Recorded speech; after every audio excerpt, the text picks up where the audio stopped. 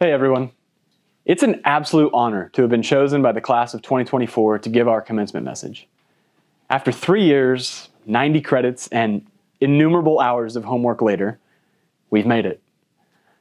Now, over the next several minutes, I want to reflect upon our time here at UHLC while also issuing a few challenges for each of us as we move into the future.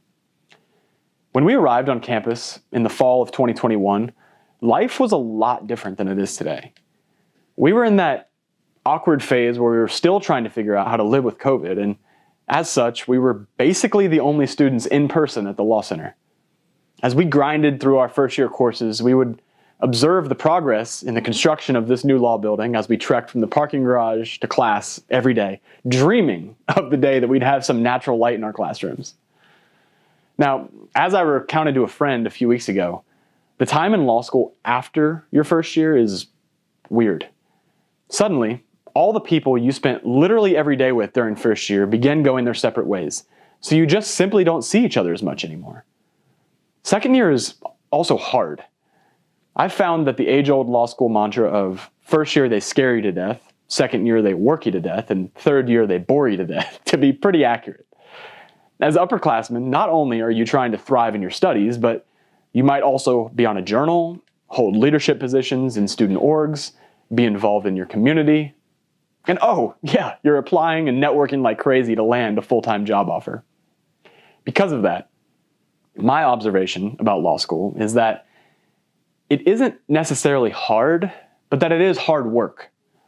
While much of what we learn can be confusing and challenging and sometimes illogical, I've found that law school pushes, punches, and prods us in ways that we just simply haven't been before. But you know what? We made it through, and we're better for it. Now, I want to take some time to issue a few challenges to each of you as we embark on the next step of our respective journeys. As we all know, as lawyers, we owe certain duties to our clients, other lawyers, and the tribunals we may appear in front of. However, I believe that we also have a responsibility to use our knowledge, skills, and resources to benefit society as a whole. Now, I'm not naive enough to think that we won't be busy. In our pursuit of staking out a path to career success, we'll each be working incredibly hard to make our dreams a reality. But what I am asking is that you each find a way to give back to your community. Now, what that looks like will differ. Some of us will donate our time, some our money, some both, but I challenge each of you to find a way. Now, the second thing I want to talk about is in modern society, we have a huge problem with communication. Now, I don't mean that we as a society have forgotten how to write or talk, but that we've forgotten how to talk with one another. It seems like in the past several years, our tolerance for those that we disagree with has completely evaporated. Instead of engaging in healthy public debate, we all too frequently retreat into the comfort of our own echo chambers, damning the other side and reinforcing our beliefs by only listening to those that we agree with. Folks, that's an intellectually dishonest way to live.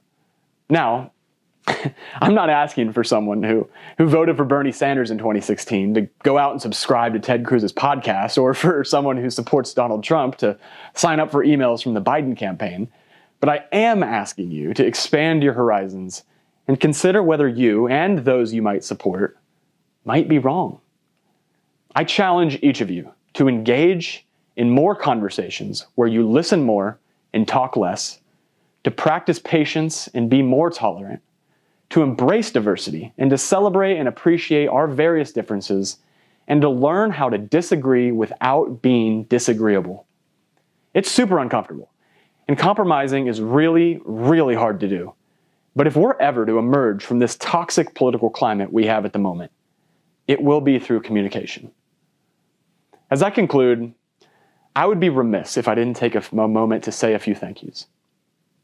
To Dean Baines and his leadership team, thank you for your vision and tireless work over the past few years to make this dream of the construction of the John M. O'Quinn Law Building a reality, and for your day-to-day work in creating an enriching learning environment. Thank you to the staff of the Law Center for your sometimes overlooked work of cleaning, improving, and protecting our building so that we as students can focus on our studies. Thank you to our esteemed faculty members who have spent the past 3 years filling our heads with the knowledge to not just tackle the bar exam, but also to be competent legal professionals. Thank you to our individual support systems, significant others, parents, siblings, friends, dogs, for helping power us through the sometimes monotonous nature of law school. As we can all reflect on now that we're at the end of the tunnel, law school's a grind, and without our support systems, that tunnel would have been much darker and much longer. Finally, I want to thank each and every one of my classmates, all 243 of you. Thank you for fostering such a positive environment to study the law. Coming into law school, probably like many of you, I expected cutthroat behavior to be the norm, but instead, it's been the very rare exception. At every turn, I've found individuals that are genuinely good people, that care about each other and our society at large, and folks that are curious, ambitious, and dedicated to being the best attorneys possible. I feel incredibly fortunate to have spent the past 3 years alongside you. So, congratulations on finishing law school. I cannot wait to see what each of you do in the future.